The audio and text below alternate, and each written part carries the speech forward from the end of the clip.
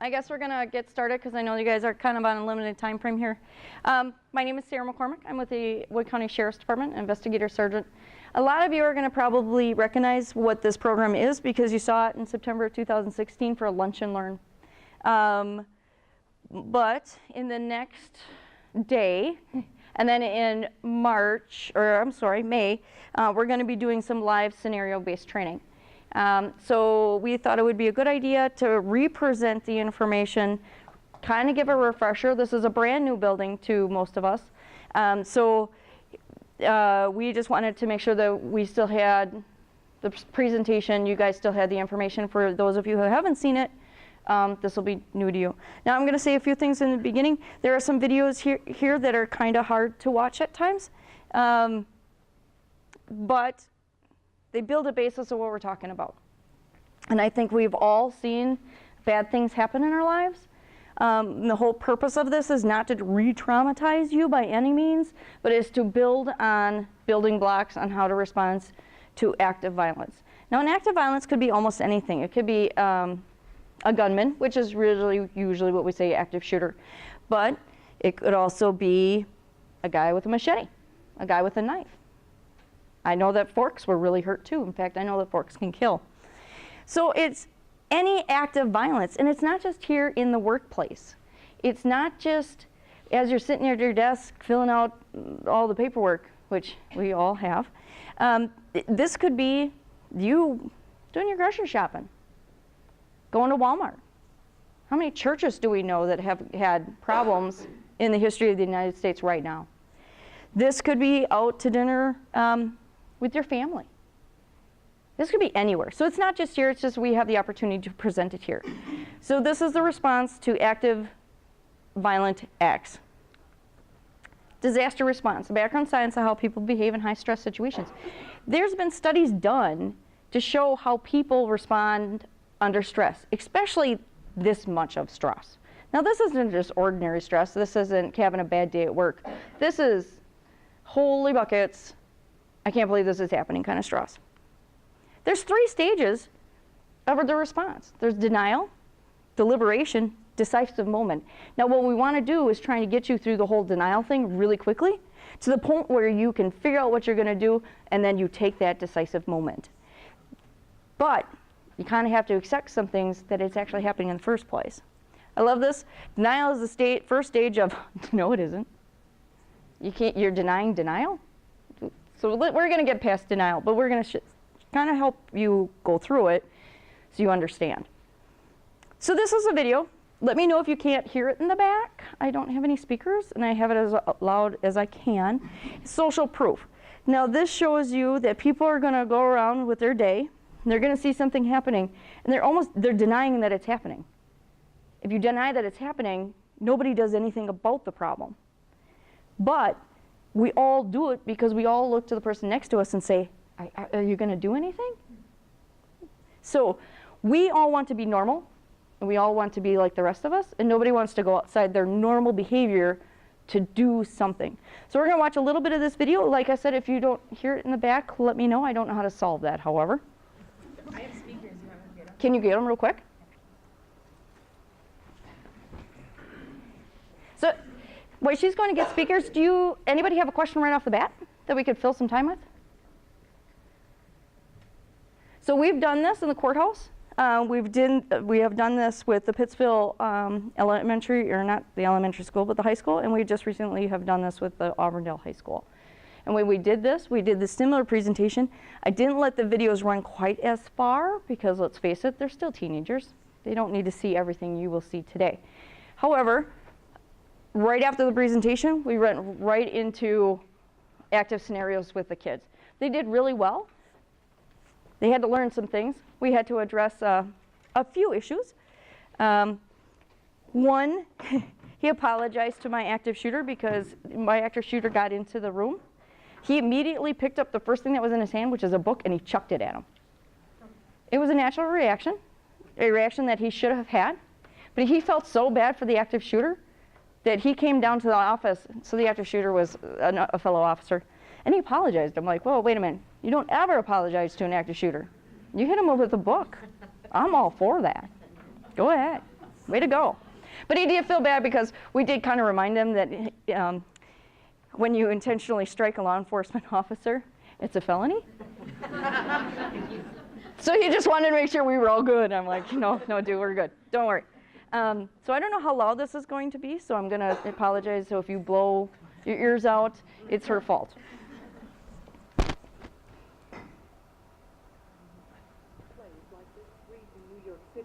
If you were unfortunate enough to be the victim of a crime or taken ill unexpectedly, you might think that surrounded by all these people, someone would intervene. After all, isn't there safety in numbers? Psychologists say no. Research suggests that often a victim is less likely to receive assistance when surrounded by a group rather than a single bystander. When people are in a crowd, it's easier to pass the buck. It's what psychologists call the diffusion of responsibility. Liverpool Street Station in London, a busy thoroughfare for commuters. Unknown to these passers-by, Peter is an actor. As part of an experiment on bystander apathy, he's pretending to be ill. Help. Help. How long before he gets help? Help. Help me. Helping would be inconvenient or even risky. He lies there for more than 20 minutes and no one raises an eyebrow. Please, somebody help me. It's always very distressing to watch situations like this where people are obviously suffering and no one's actually helping them. But what we have here is two conflicting rules. One is the rule we ought to help, and the other is the rule that we ought to do what everybody else is doing. And here you have effectively a group of strangers who are exerting the pressure not to intervene, not to help. And it's very difficult to rebel. Ruth, another actor, takes Peter's place. How long before she receives help?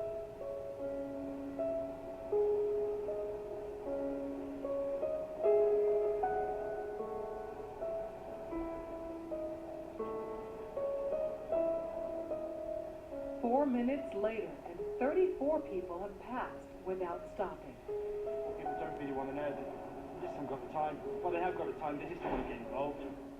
Unwillingly, these strangers have silently formed a temporary group with a rule: don't get involved. They're afraid to stand out from the crowd and won't take action if no one else does. This woman has clearly spotted Ruth, but she conforms to the rule and does nothing. Watch what happens, though, when someone else helps. You alright? You alright? Yes, thank you. Sure, you look a bit leggy, you alright? She suddenly finds herself in a different group with a new rule: to help. Well, shut up. You alright? Yeah. Strong. First I thought she was dead, then I sort of checked to see if she was breathing or not. And I looked around and I couldn't believe that no one had noticed her, because there was a bloke sat there just absorbed in reading a newspaper. This time, Peter's dressed as a respectable gentleman. Now that his dress is in keeping with those around him, how long before he's rescued? Hello, sir. How are you today? I'm alright. 6 seconds. She even calls him sir, and suddenly everyone's a good Samaritan. Do you suffer from epilepsy? No. While you're lying on the floor in the rain? So the purpose of this video is not to say we shouldn't help others, because we all know that that's what we do, right? I mean, we all help others. But you're the guy and the girl on the steps. You're looking for help. You're looking for the direction. Don't be the social norm and let everybody pass you by when something bad is happening in this building or wherever it is that you are. Don't look for everybody else for your answers. You as an individual have to make your own decision on how you as an individual will react. Don't call up your neighbor and say, hey, did you hear that? Don't do that. This is a time for you to make your own personal decisions. But that decision is also yours. So I can't tell you what your decision will be. For deliberation, you have a couple choices. But before we do the deliberation, I want to talk to you about the stress response. Now, we are all sitting in this room right now. You're probably at a white because you just ate lunch and your kind of belly's full and you're just hanging out. My stress response might be a little bit of a yellow, not really liking about crowds, but you do what you got to do. But I'm not at red. Red would be That's where you want to be. When something bad happens, in red, you can fight harder, you bleed less, more energy. I mean, this is, go for it. So we want to try to keep you with training into the red. Gray is when you're starting to melt down, and black, well, you're just a big old puddle on the floor and you're useless. So we want to keep you out of the black, keep you in the red when you can do everything you need to do to survive. We also have to work on the human brain, however, because the human brain thinks that we fight, we flight, and we freeze. The lizard brain, this is what we want you all to be. Kind of seems weird, but the lizard does not think about anything. It just does what it needs to do. It's reactionary. It doesn't think. There is no thinking. There is no deliberation in its brain. I see a fly, I eat the fly. Somebody's going to step on me, I run. But that's what we need to do. That's where we need to get to you. As part of deliberation, it's also about making choices. Now, on this is the Station Nightclub. Anybody remember where Great White, that was a band way back in the day, played? So they're in the main stage, in the main room. This says there's 4 exits. Does everybody see 4 exits? Anybody see more than 4 exits? So the majority of you should say more than 4 exits. They're labeled 1, 2, 3, and 4. Everybody has a door, right? Now, I would say that this is a row of windows. That's an exit. That is a huge row of windows. That is an exit.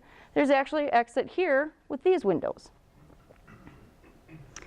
So I would say that if something happened, I would be evaluating my exits. And I can guarantee you, because I've seen it, a chair will go through a window. Absolutely. Human body probably would too, but I'm not suggesting that. But if you have to, you have to. So this is what actually happened in this nightclub. It's somebody in the crowd who's videotaping. What happened was they were using pyrotechnics. The pyrotechnics actually ignited the stage behind the band. Important to see how fast a disaster can happen, how fast everything goes bad. Now this video is probably only 2.5 minutes long, but not a one of these people realized where an exit actually was, besides the one main exit, and that was disastrous. So keep in mind how fast, and listen how fast you'll see the fire. How long does the smoke detectors take? Fire's already going.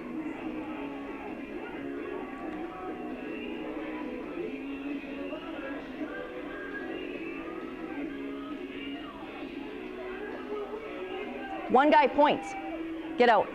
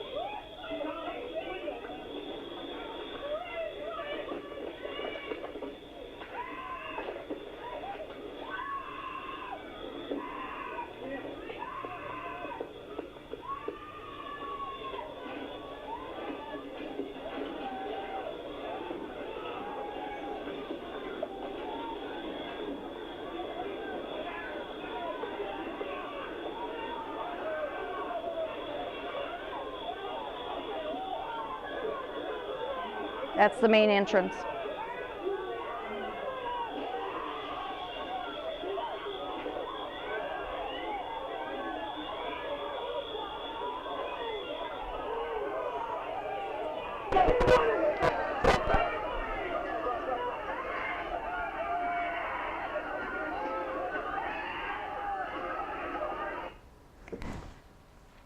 That's 2 minutes. So This happens very, very quickly.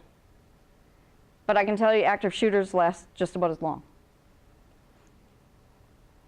We're going to see what happens at the end of this. This is a police drawing of the Station Nightclub. The numbers that you see are the number of people died in this fire, which is 96. 31 died because they were getting trampled at the front entrance. They stacked. This is 18 right next to these windows. Here's 3 at these windows. There's one here. 9 obviously didn't know that this was an entrance.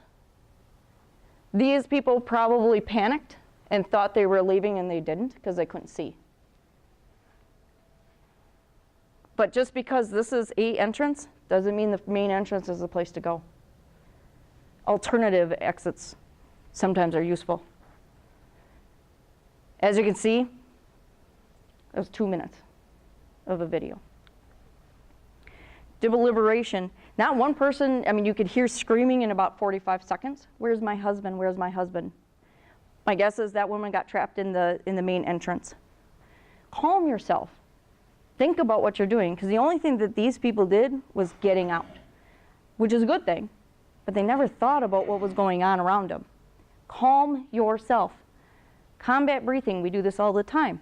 Breathe through your nose, hold at the top, breathe out through your mouth. Okay, that supplies a whole bunch of oxygen to your brain, and we do this all the time when we shoot at range. Breathe. Okay? All right, well, the front entrance wasn't a plan. Let's find a secondary entrance. It could take maybe 15 seconds. But if you think about it, you stay calm, you should be able to keep your brain from going to stage black and figure out what you need to do. Shift your emotion. I'm gonna die. Is that helpful? No, but, all right, it's bad. I gotta get out. How do I have to do that? Mental scripting. Practice in your head. I spend years doing this. I've been here 22 years, and I'm probably every day. I just did it last week when we went into a house. What happens if? Well, what happens if a guy comes to the door with a gun? Okay. What happens if these people spin out in front of me? What happens if my house starts on fire? What happens if I'm at Walmart and a guy brings a gun and I'm not armed? All what if. The more you train in your brain, the easier it will be to react when it happens. Again, scripting and practice. Now, if you have to, as a department here, say, you know, we're having a morning meeting at, 8:05 or 8:15 or whatever time your morning meeting is. Sit down. All right, I know we should talk about this one case. We'll do that in 3 minutes. In 3 minutes, active shooter at the front door. What do we do? Mental scripting. Mental scripting as a group. Brainstorm what you guys need to do here, what you need to do at home. I've done this. I've practiced with my daughter. I said, well, if you can get out, we're a mile from home. Run there. I said, I'll find you when I need to. You can practice with anybody. Just practice. So this is Rick. Rick worked at Morgan Stanley at World Trade Center. He worked there actually before the first bombing happened, way, way, way back when. But before that even happened, he brought in an expert and said, okay, this is the building I've got. Where do you think the badness is going to happen if it happens? Guy came in and said, you know that pillar down in the basement? I'd put a truck there and I'd blow a bomb up. Should take out the entire building. He knew this. He actually addressed it with Morgan Stanley. Said, hey, this isn't really a good plan. This isn't a place to be. They said, nope, nope, nope. We're staying at the World Trade Center. And it's prestige. It's, it's where to be. Okay. Fine. And then it happened. And they still didn't want to listen to him. Bomb went off. Still didn't listen to him. He's like, fine. If you're not going to listen to me, then we're going to do this. We're going to start making, every 3 months, mandatory evacuation drills where they decide that he flips the switch, everybody leaves. You don't turn off the computer. You don't get your stuff. You don't get your jacket or your purse or your iPad or your, God forbid, you leave your cell phones, but leave them if you don't have them in your hand. They walked 2 by 2. Now they were on the 44th floor of the World Trade Center. How mad do you think their bosses got when all of a sudden he's like, all right, everybody evacuate? They could be in a board meeting. He did not care. He did not care one iota that they were busy. They practiced. They went to the elevators, middle of the building, 2 by 2. They went all the way down to the floor and had to come all the way back up. But that's what they did. So 9/11 happened. And not only was everybody working that day, but they had 250 extra people for training in the building at that time. Now, those trainees were told, if this happens, this is the exit and this is how we leave. And then it happened. As he watched out the window, the plane hit the building, and it was a natural reaction. Now, the Port Authority, they have control over World Trade Center. They told everybody in the building, don't go anywhere, just stay at your desk, just don't leave. Rick said, no, we're going, we're out. So he evacuated all the people he should have. In fact, he saved 2,700 lives. He was actually killed when the tower went down, going back in to save more people that were trapped. He called his wife and said, please don't cry for me. You know, this is what I love to do. This is what I've trained to do. But out of 44th floor, 2,700 lives are saved that day because of one person and one person's training. You can be that one person. Brings us to the decisive moment. This is where the rubber meets the road. This is you got to do something. So we're going to do something. This is an active shooter event. Involves one or more persons engaged in killing or attempting to kill multiple people in an area occupied by multiple unrelated individuals. I'm not related to any of you. We're all unrelated, but we're all here together. So, yep, we just fit the definition. The fortunate thing is we don't have a shooter coming in, although if we do, and it comes this way, I'm going that way, you all go that way. Because we'll discuss my job in a little bit. The shooter has no profile. I can't say that she's not going to bring a gun to work, or he's not going to bring a gun to work, or I'm not, well, I bring a gun to work, but all of you guys aren't going to encounter somebody who's going to want to hurt you just because there's a mental illness going on. Maybe you've been targeted because you made that person mad, but there's no profile. There's an avenger mindset, like I'm going to get my day, and this is how I'm going to do it.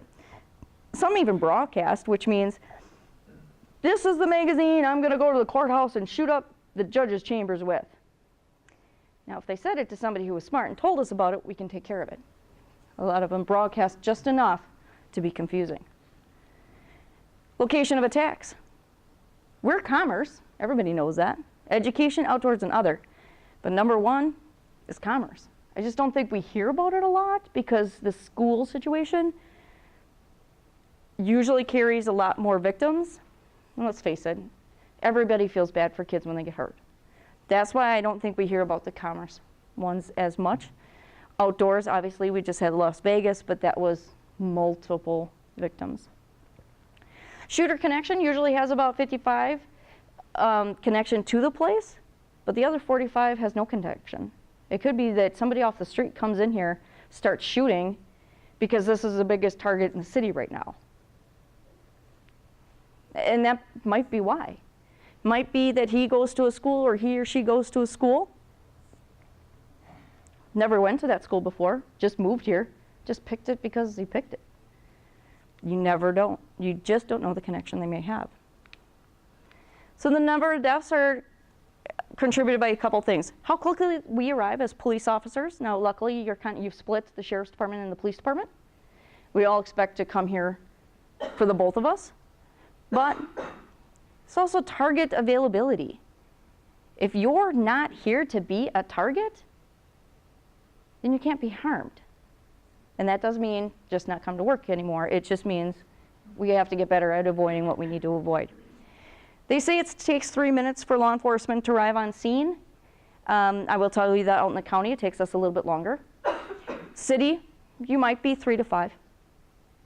You have 3 to 5 minutes, but that's also the 3 to 5 minutes and an active shooter will be shooting somebody. So what do you do? I'm not a civilian, but this is your response. Denial.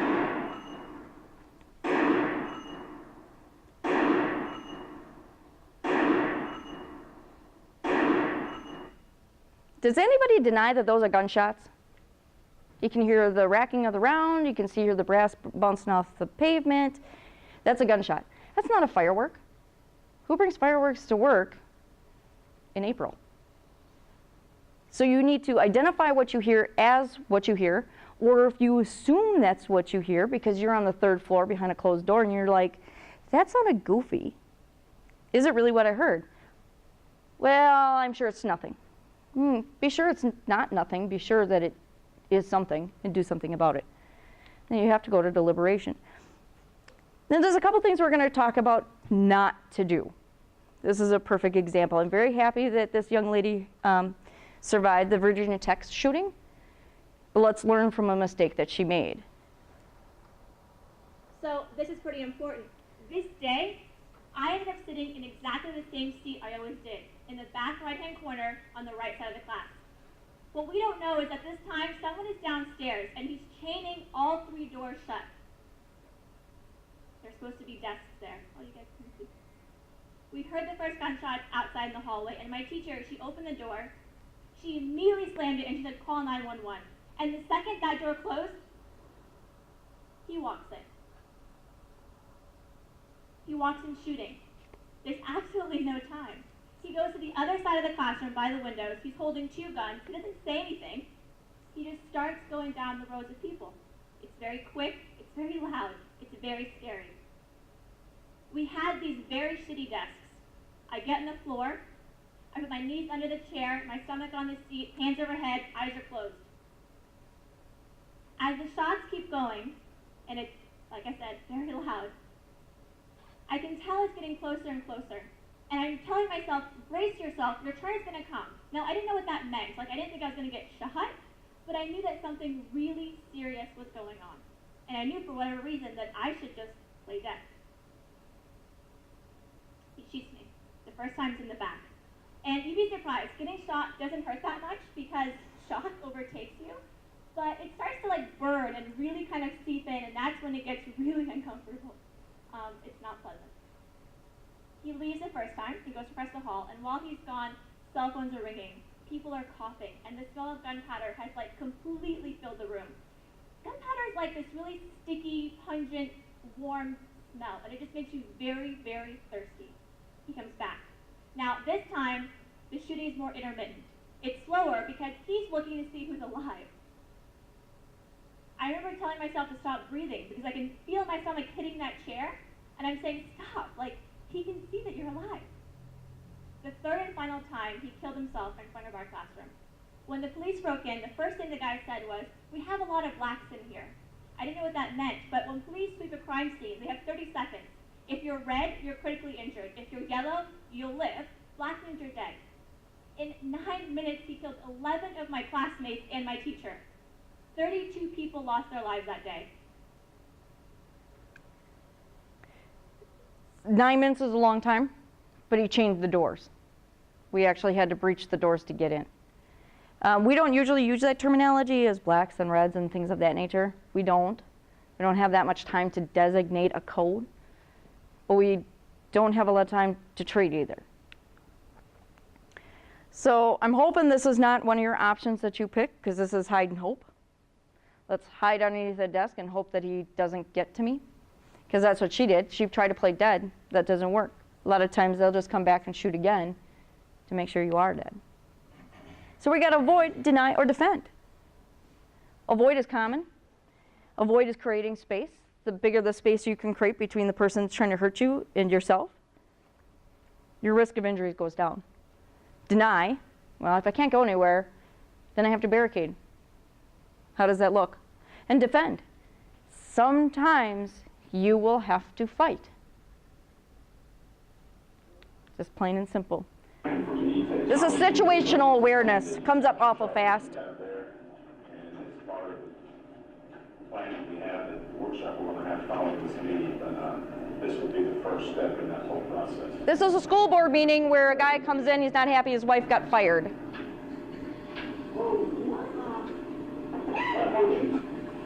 Everybody in this room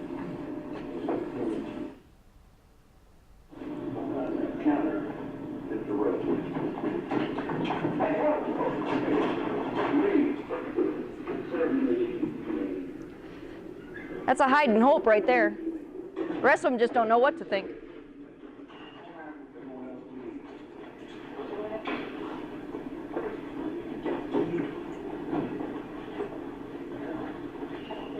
Hey, sir.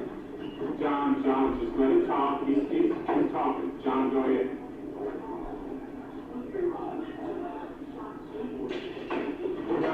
I love that woman.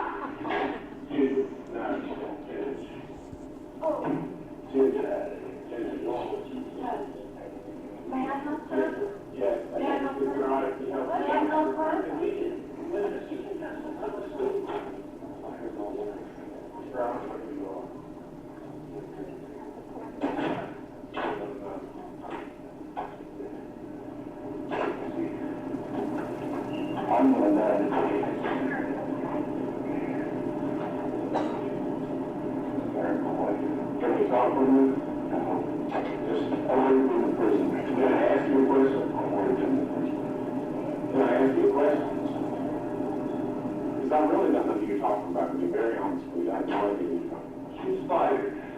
I believe that when she said that, but what did she do? Mike, you just walked to school to the time? Where did he work at school? Just tell me some help. No, he's hey, Hey, how you doing? Not so good. I'm the school safety officer. Come on in. You got a room down there? Come on in. I'm gonna wait, man. He probably doesn't have it. Tell me what she did. Her phone with witnesses. I know that.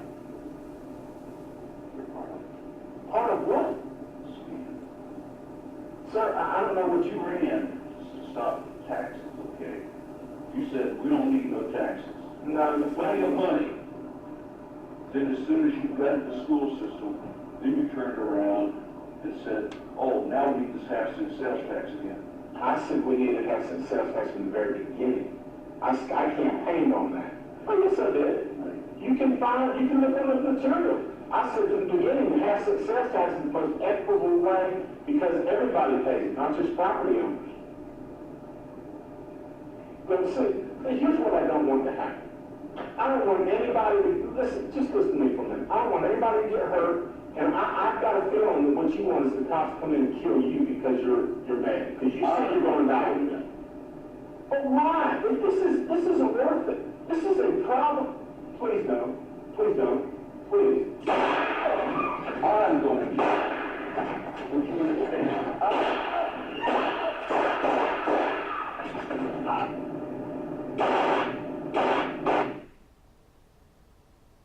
He didn't kill anybody that day, but he killed himself after being wounded. I don't know if that officer was armed. I don't know what that officer looked like at the time. But you also have to understand, the officer, obviously, he had a whole group of people here. And like this, the door is immediately there. Now if I'm there, and if I miss, 3 of you are in my line of sight. If I miss and kill you, instead of the gunman, my trigger availability wasn't very good. Neither was his. Yeah, but he was super distracted. He was super distracted. And then my point is super distracted is there were 5 guys also that did nothing. One guy argued. I thought he was going to negotiate. If he's a negotiator, he's horrible at it. What did that woman do? Did she Yeah, she hit him with her purse. Oh. So he turned to her and looked at her for a good several seconds. And not one of those guys jumped the desk to tackle him. But that'd be the first thing I'd be doing. I'd be like, you know, kitty on a mouse, man. I'll be pouncing on him pretty fast. Not one person did anything except for the little old lady with the purse. And one guy wanted to argue with him. Don't argue with the gunman. Just be compliant. Hey, dude, you know, I get what you're saying. I'm really sorry it happened. You know, let's talk about this. You know, my wife is expecting me home for dinner. That's what that guy should have been doing. Make yourself a human. Because right now, he doesn't think you're humans. You're just targets. You're just a vessel. You're a breathing vessel. He doesn't care. But I'll tell you, if you're like, hey, I'm really sorry, let me look into her situation. Maybe it was a wrong firing. You know, my wife is, you know, she's really waiting for me to come home. You know, it's her birthday today, and we had lunch plans, but that got canceled, so I'm really late for dinner. You know, let me look into your situation. Make yourself a human to them. Because right now, they don't care about you. You're nobody to them. Make yourself somebody. These people were not situational aware. The secretary hid and hoped. She finally got out. One woman down in the corner, they kind of stared there. Then they picked up their purse, and she kind of looked around. And if he says, get out, get out. Come and call 911. Because I'll come in. It's not a problem.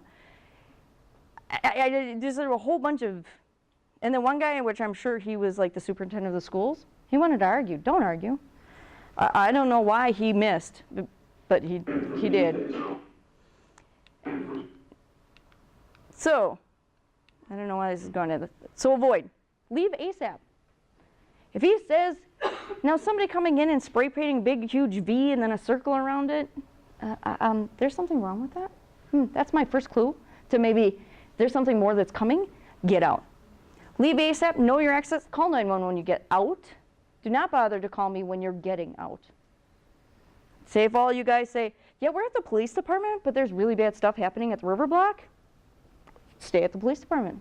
We'll be there a little bit later. If you got to go to Jennings and have a drink and then call me, can you call me when you're ordering? I need to know. But don't call me when you're leaving. That's the whole point. Don't stop and call me because your life is important, so leave. Consider those secondary exits. Yes, second floor might be a doable window. It might hurt, but I will take a broken ankle versus a shot to the back any day. If they can fix my ankle, shots are a little bit different. Is it because you can't get out that exit? Is there that exit? Do you have to go up in order to go down? Do you have to go up to the third floor all the way over and then back down again? My guess is they're probably tempered glass, which would probably not work, but it's all probably a double pane too. So, I mean, if you get the punches, don't test them. I am not telling you to test them. But if you get the punches work really well too, over in the lower corner. Because they, you know, when they took their handles, I had, Right. you know, even for fire, like what if we did have like a fire in the break room and it got really smoky, you can't even open a window. I'm hoping that the fire alarms will give you a hint to get out. But if you're trapped in here, you know, for fires, you can shut the door, put as much stuff underneath that space with the, and then do what you can. If the only thing you can do is call me. Now I know that in one office here, there is a little sign. It has the number of what office it is. It's a white letters on black backgrounds, and I can see that from the road. Yep, kind of what they do in the schools. So if you guys do that on your own, put it to your, it's not going to be a fire hazard, but if there's a fire and I can say, we're trapped in 204. Do you know how bad this building is for law enforcement? I go through here going, this is not going to be good. But if I hear somebody says, I am trapped in 204, okay, well 204 is where I'm going. Because I'll breach that glass from the outside, get you out that way. But if I don't know where you are, I mean, there's like, what, 27 billion windows in this place? Well, I'm at 204. Okay, is 204 on the river side or the street side? Is that in the front or the back? It's an idea, and I would promote that idea. Third floor might be a little bit tricky for getting out the windows. You might have to wait for us.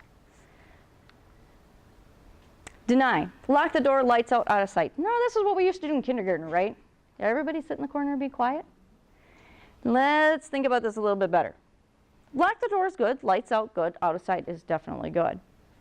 Barricading though, we're going to lock the door, why not put stuff in front of it?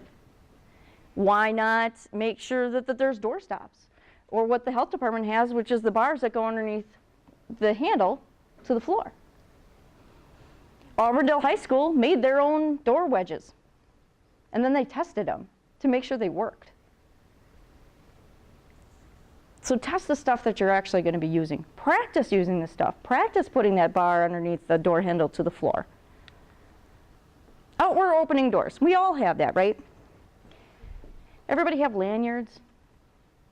Most of you have a lanyard or something in your desk. Lanyards are actually great. I actually am pretty impressed that lanyards will hold a door. Hook the two of them together, you get a little bit more. So this is cinching. All you do is put a rope underneath the door handle. Kind of, you stay away from the door because American construction will not stop bullets. The only thing that I would think, now gunmen are lazy. They're lazy people. They only shoot at like this level. They're not going to shoot up, they're not going to shoot down. Why? Because we are mostly about my height, if not a little bit shorter, a little taller.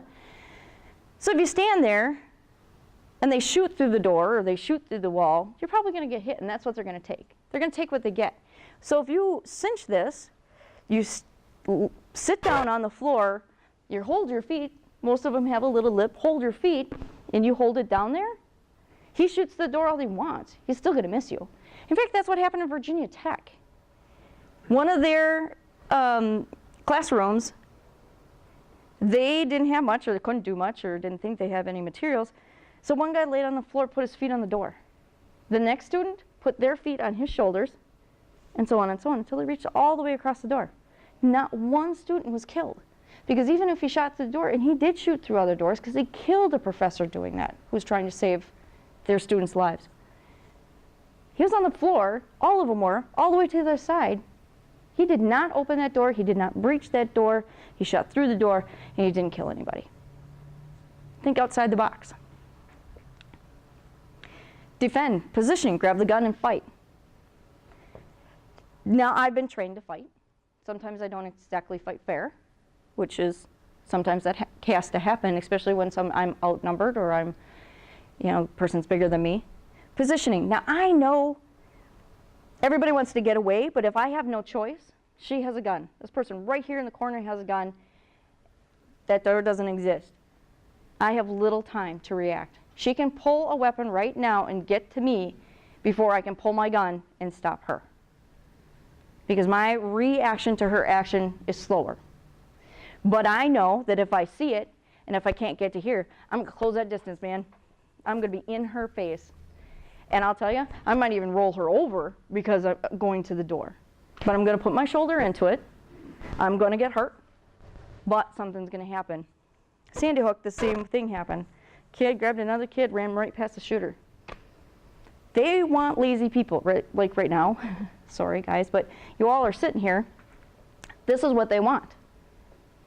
They want people that aren't going to move, aren't going to react. They're not going to confront. I'm going to grab that gun. I'm going to make sure that that gun is close to my body as possible. I'm going to shove my hand between the hammer and the firing pins.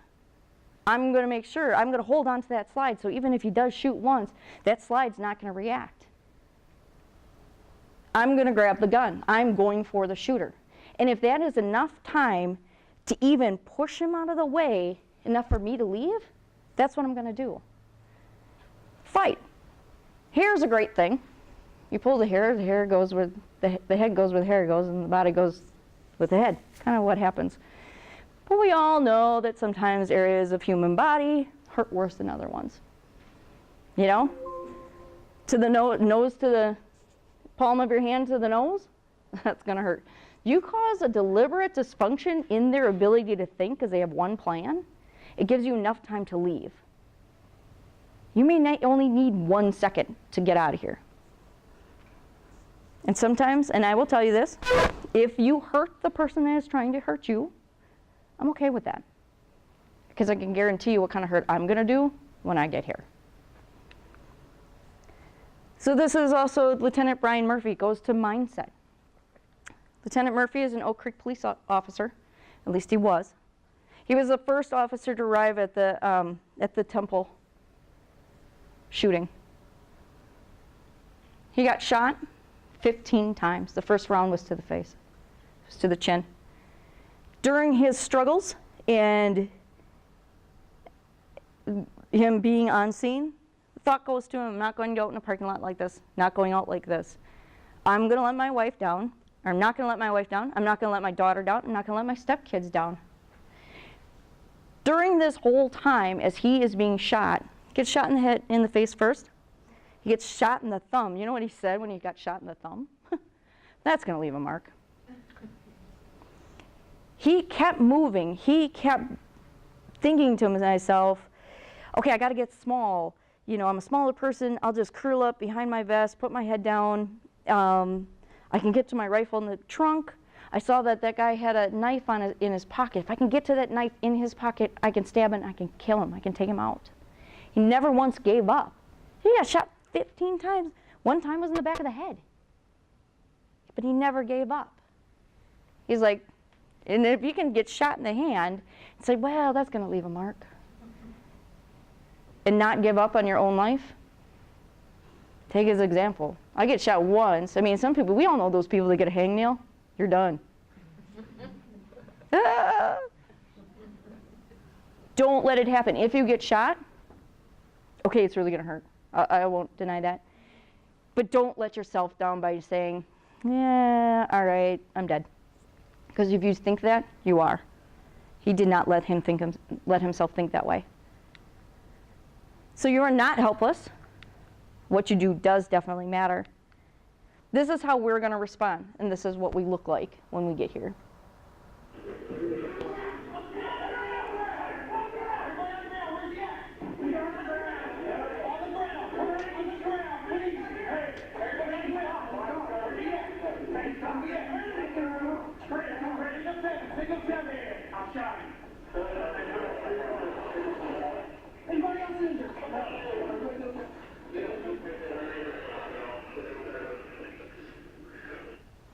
How many police officers can you identify right now?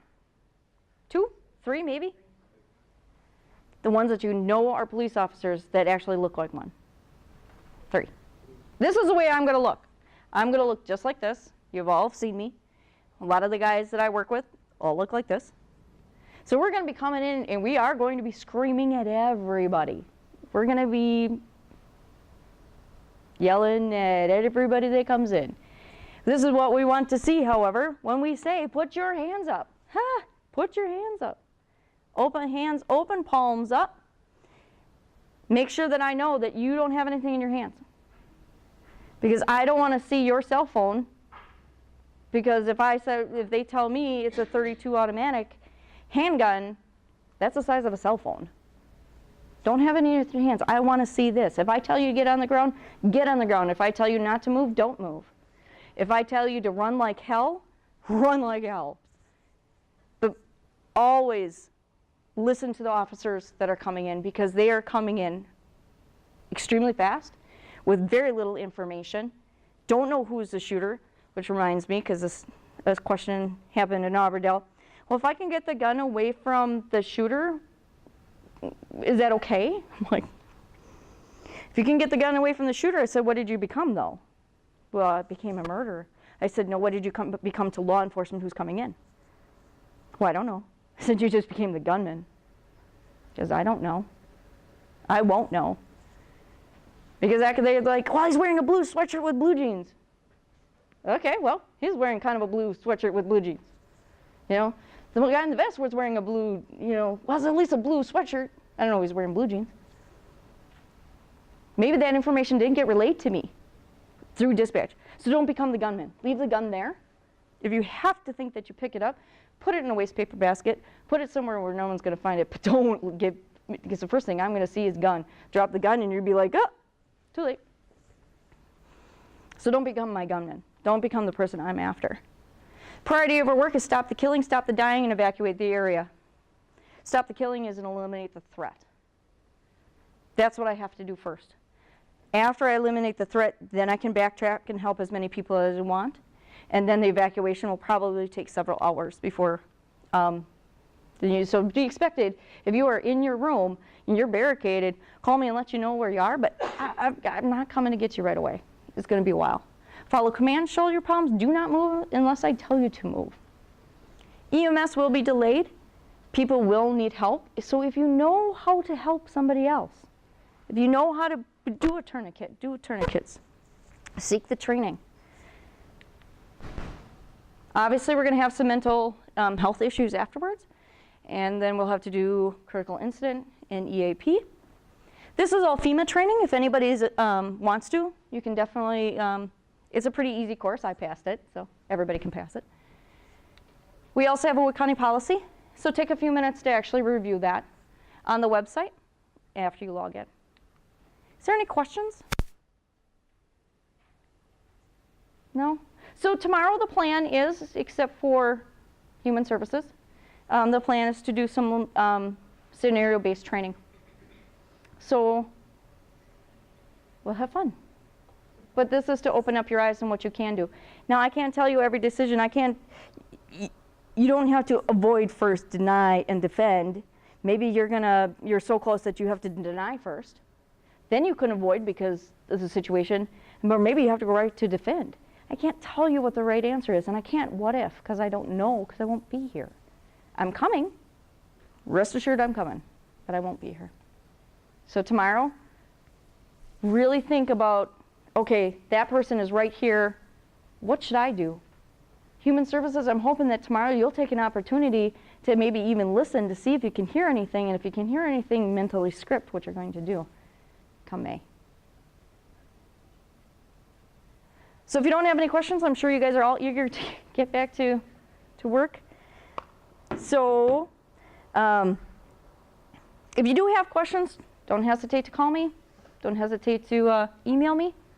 I'll be more than happy to come back and talk to you in person if you want me to. Okay? Go ahead. Last time we had this training, we had different scenarios that we were doing. Is that going to be the same tomorrow? Yep, that's what we're planning on doing. We have a limited availability. We can't do it quite as big as what we did like at the courthouse, just because of other departments are still actively seeing clients and things of that nature. So it's going to be a little, third floor will be easier, but that's what the plan is, as much as we can. And we'll do what you guys want. If you're like, can I do this? Sure. We'll help you barricade. Go ahead. Do you know what dates in May? I think it's the 17th and 18th. And they're split from floors.